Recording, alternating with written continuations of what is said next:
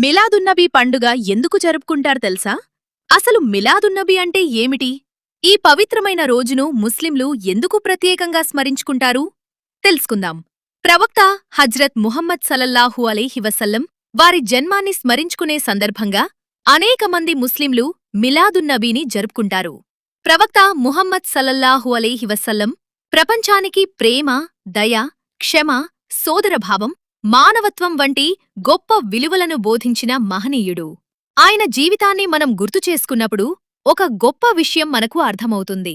మనిషి ఎంత గొప్పవాడో అతని సంపదతో కాదు, అతని హోదాతో కాదు, అతను ఇతరులతో ఎలా ప్రవర్తిస్తాడో దానితో తెలుస్తుంది.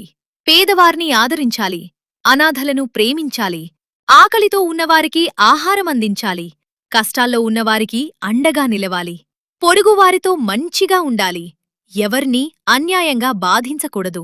ఇలాంటి ఎన్నో గొప్ప విలువలను ప్రవక్త సల్లల్లాహు అలైహి వసల్లం మనకు నేర్పించారు.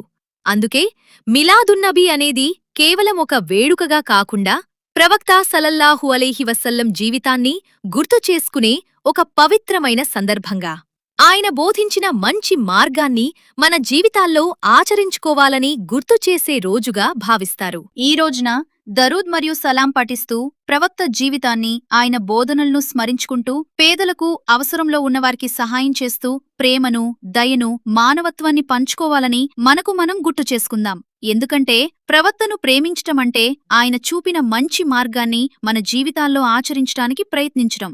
మన మాటల్లో మంచితనం ఉండాలి, మన హృదయంలో దయ ఉండాలి, మన చేతుల్లో సహాయం ఉండాలి, మన జీవితంలో మానవత్వం ఉండాలి. ఈ మిలాదున్నబీ సందర్భంగా ప్రతి ఇంట్లో ఆనందం ఉండాలని, ప్రతి హృదయంలో శాంతి ఉండాలని, ప్రతి కుటుంబంలో ప్రేమ, సంతోషం నిండాలని అల్లాను ప్రార్థిద్దాం. మీ అందరికీ మిలాదున్నబీ ముబారక్. సల్లల్లాహు అలైహి వసల్లం. సల్లల్లాహు అలైహి వసల్లం.